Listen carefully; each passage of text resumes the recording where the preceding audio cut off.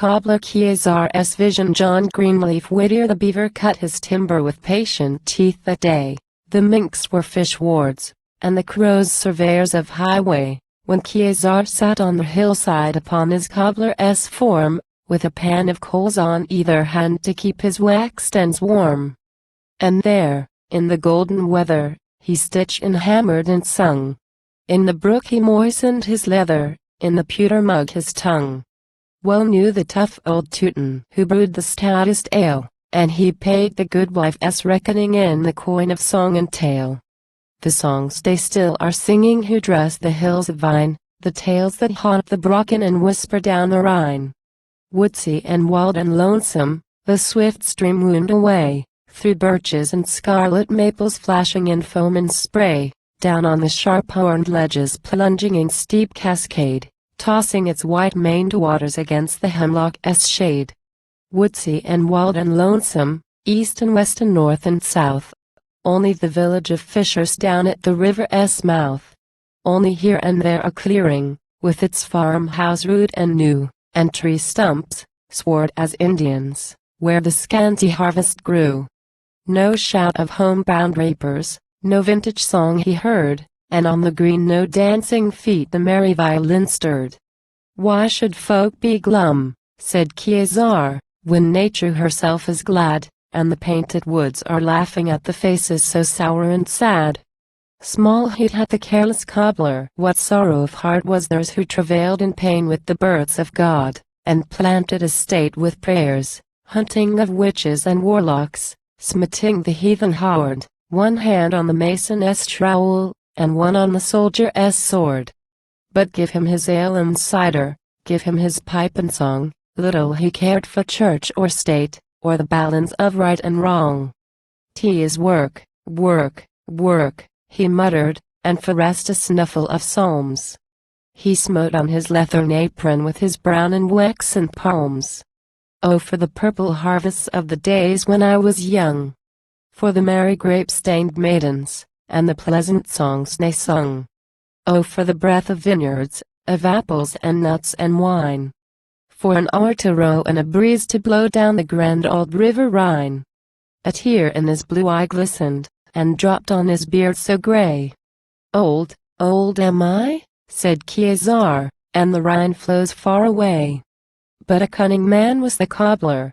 He could call the birds from the trees, charm the black snake out of the ledges, and bring back the swarming bees. All the virtues of herbs and metals, all the lore of the woods, he knew, and the arts of the old world mingle with the marvels of the new. Well he knew the tricks of magic, and the lapstone on his knee had the gift of the Mormon's goggles or the stone of Dr. D. For the mighty master Agrippa wrought it with spell and rhyme from a fragment of mystic moonstone in the tower of Nettesheim. To a cobbler minnesinger the marvellous stone gave he, and he gave it, in turn, to KeezarÂ, who brought it over the sea. He held up that mystic lapstone, he held it up like a lens, and he counted the long years coming by 20s and by 10s. 100 years, quoth KeezarÂ, and 50 have I told. Now open the new before me, and shut me out the old. Like a cloud of mist, the blackness rolled from the magic stone, and a marvelous picture mingled the unknown and the known.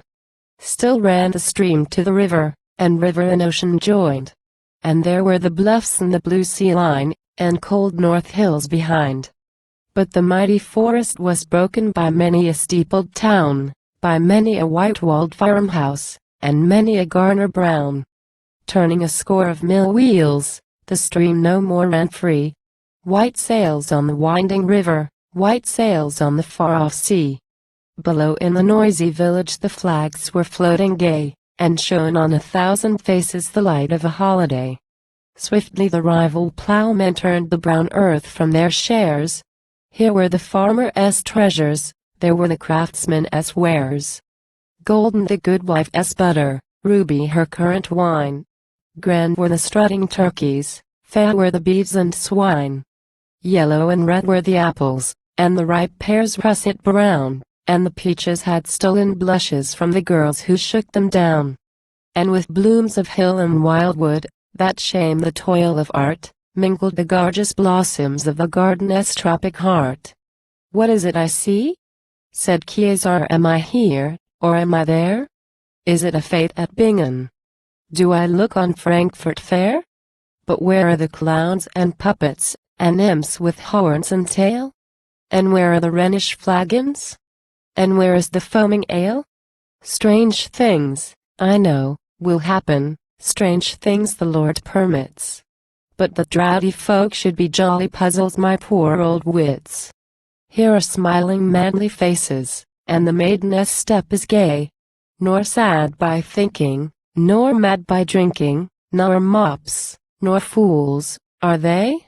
Here is pleasure without regretting, and good without abuse, the holiday and the bridal of beauty and of use. Here is a priest and there is a Quaker, do the cat and dog agree? Have they burned the stocks for oven wood? Have they cut down the gallows tree? Would the old folk know their children? Would they own the graceless town, with never a renter to worry and never a witch to drown? Loud laughed the cobbler KeezarÂ, laughed like a schoolboy gay. Tossing his arms above him, the lapstone rolled away. It rolled down the rugged hillside, it spun like a wheel bewitched, it plunged through the leaning willows, and into the river pitched. There, in the deep, dark water, the magic stone lies still, under the leaning willows in the shadow of the hill. But oft the idle fisher sits on the shadowy bank, and his dreams make marvelous pictures where the wizard's lapstone sank.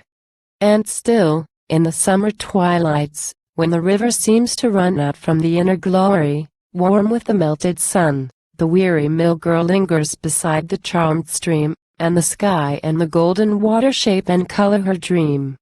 Fair wave the sunset gardens, the rosy signals fly. Her homestead beckons from the cloud, and love goes sailing by.